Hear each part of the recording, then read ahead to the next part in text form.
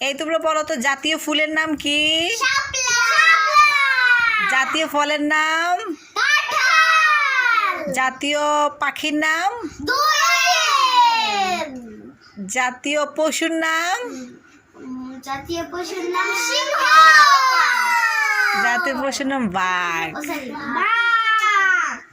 তারপর আর কি আছে? জাতীয় আর কি আছে? জাতীয় মাছের নাম? ইলিশ। জাতীয় ফুলের নাম?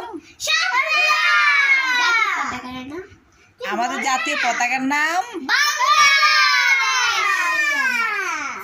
না বাংলা জাতীয় না আমি বলতেছি।